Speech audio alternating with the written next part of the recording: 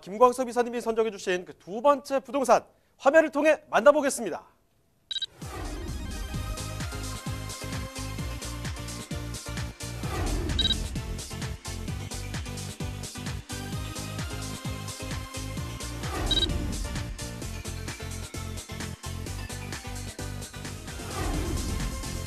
김광섭 이사님이 선정해 주신 두 번째 부동산 네트워크.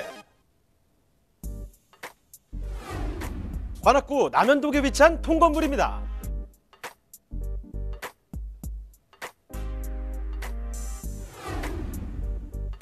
소개해드리는 관악구 남현동 통건물의 위치부터 확인해 보겠습니다. 2호선과 4호선이 지나는 사당역에서 도보 약 5분 거리에 위치해 있고 4호선과 7호선이 지나는 이수역까지 근접해 있어 사통팔달 교통망을 자랑하는 곳입니다.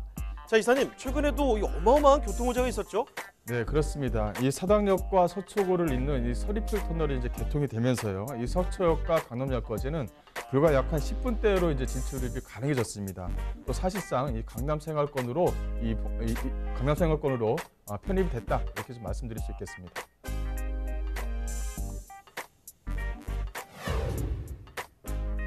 다양한 개발 호재로 관악구에 대한 관심이 날로 커지는 것 같습니다. 남현동의 생활 인프라도 빼놓을 수 없겠죠. 사당 초등학교를 비롯한 다양한 초중고가 위치해 있어 우수한 교육 환경이 갖춰져 있고요.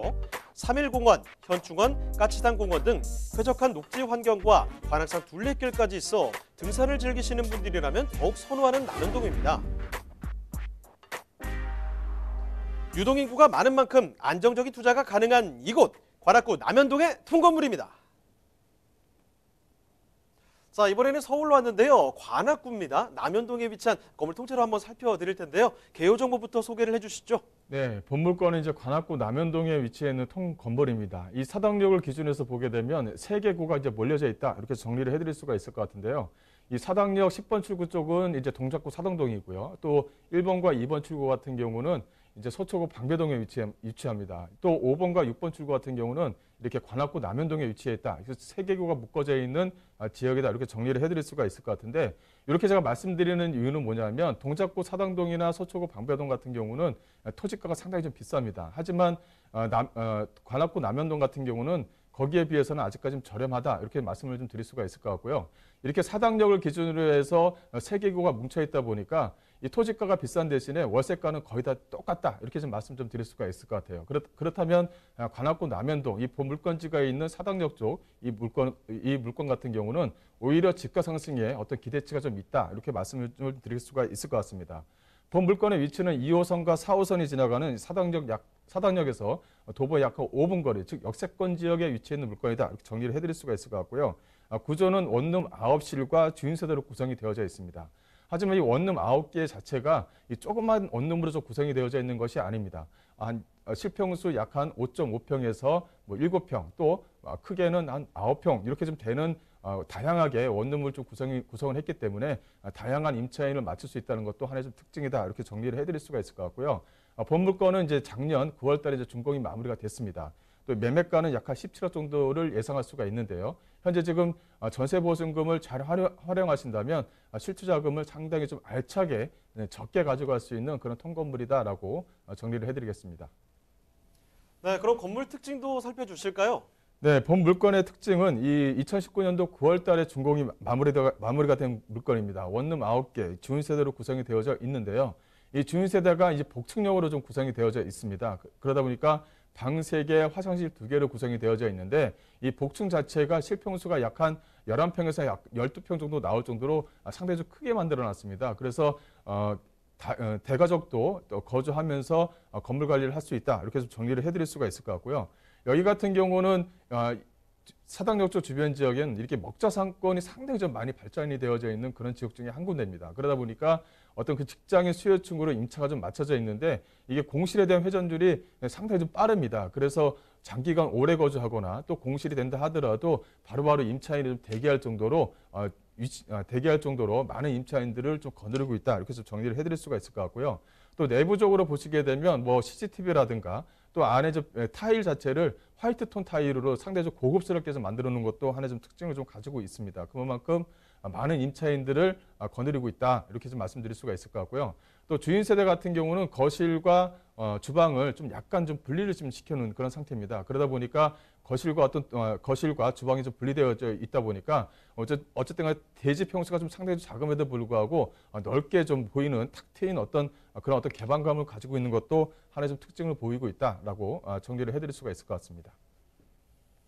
예, 이 사당역 인근이라고 하는데 구체적으로 어디 쪽에 있는지 그 입지 여건도 좀 알아보겠습니다. 입지 여건도 자세히 설명을 해주시겠어요? 네, 본 물건의 입지를 좀 잠깐 말씀을 좀 드리자면 바로 이 사당역에서 약간 도보 약간 5분 거리에 위치해 있다. 이렇게 좀 정리를 해드릴 수가 있을 것 같고요. 또 이제 본 물건이 좀 특징을 보시게 되면 이 사당역과 이수역 또 사당역과 방배역 이렇게 좀 정리를 해드릴 수가 있을 것 같은데 이 서리풀 터널이 뚫리고 나서 이수역과 사당역 쪽 주변 지역에 어떤 그 역세권 개발 사업이 이제 전체적으로 좀 진행을 할 예정입니다. 그만큼 사당역 쪽 주변 지역과 이수역 쪽 주변 지역에 업무 시설이 들어설 가능성이 상당히 좀 농후해졌다. 이렇게 좀 보시면 될 것 같아요. 그래서 어떤 그 서리풀 터널이 뚫리면서 앞에 있는 그 중앙법원 쪽 앞쪽에 있는 변호사 사무실들이 이쪽 안쪽으로 좀 임대가가 저렴한 어떤 이수역과 사당역 쪽 주변으로 몰릴 가능성이 상당히 좀 높다. 이렇게 좀 보시면 될 것 같고요. 그만큼 서리풀 터널이 개통이 되면서 과거에는 이렇게 우회해서 서초역을 좀 지나던 그런 도로가 직선으로 연결이 되다 보니까 약간 5분 거리에 이제 그 중앙법원을 좀 이용을 할 수가 있는 겁니다. 그렇다면 이 앞쪽에 있는 법무사 사무실, 또 변호사 사무실, 또 회계사라든가 이런 세무사 사무실이 이쪽으로 이전할 가능성이 상당히 좀 높다라고 말씀드릴 수가 있을 것 같고요. 또 이제 하나 말씀 좀 드려야 될 것은 이쪽에 이수역 쪽 주변 지역은 상당히 좀 재건축이 상당히 좀 활발한 지역입니다. 거기에 따른 어떤 이주 수요로 인해서 임대가 상승과 집가 상승을 모두 다 가져갈 수 있다는 것도 하나 좀 말씀을 좀 드릴 수가 있을 것 같고요. 또 이제 사당역 쪽 중심으로 개발 호재를 말씀드리자면 이 사당역 쪽 주변 지역에 이 특별 계획 구역으로 현재 좀 묶여져 있는 상태입니다. 현재 지금 현재 그 버스 주차장으로 현재 좀 사용하는 지하철 공사의 어떤 부지를 복합 환승센터로 만들 예정입니다. 거기에 복합 환승센터가 만들어지게 되면 뭐 유명한 어떤 백화점이라든가 또 CGV라든가 다양한 어떤 편의시설들이 같이 좀 따라 들어오기 때문에 그만큼 또 편의시설이 따라온다는 것은 그만큼 직장 수요층들이 많아진다는 것이죠. 따라서 그만큼 또 임대가 상승도 기대해 볼 수 있다라고 정리를 해드리겠습니다. 자, 이렇게 관악구 남현동에 대해서 지역 분석 자세히 해드리고 있습니다. 자, 그럼 이제 마지막 한 가지 질문만 좀 더 드려보도록 할게요. 자, 이 통건물 가격까지 어떻게 분석 좀 도와주시죠? 네, 가격 말씀드리기 전에 하나 좀 빼먹겠는데 현재 지금 임차 현황입니다. 임차 현황을 자주 좀 물어보시는데요. 현재 뭐 반지하부터 3층까지 해서는 임차가 다 맞춰진 상태입니다. 현재 약 203호하고 주인세대만 현재 지금 예상가로 현재 좀 뽑아놓은 상태인데 그 뽑아놓은 이렇게 좀 놔둔 상태는 뭐냐면 투자자 입장에서 아니면 실거주를 하고자 하는 실거주자 입장에서는 돈이 많을 수가 있고 좀 약간 적을 수가 있죠. 거기에 돈에 맞추기 위해서 현재 좀 빼놨다 이렇게 해서 정리를 해드릴 수가 있을 것 같고 현재 나오는 월세 수익을 보시게 되면 월세가 약 한 135만 원 정도 또 관리비가 약 한 63만 원 정도가 나오죠. 그렇다면은 약 한 195만 원 정도가 현재 지금 월소득으로 좀 나온다 이렇게 좀 정리를 해드릴 수가 있을 것 같고요. 그만큼 상당히 좀 안정적인 구조로 좀 갖춰져 있다라고 말씀드릴 수가 있겠습니다. 현재 그리고 매매가를 좀 말씀드리자면 매매가는 약 한 17억 원이고요. 예상 임대가 즉 주인 세대의 전세를 맞췄을 경우에 약 한 12억 2천만 원이 좀 가능하다라고 말씀드릴 수가 있을 것 같고요.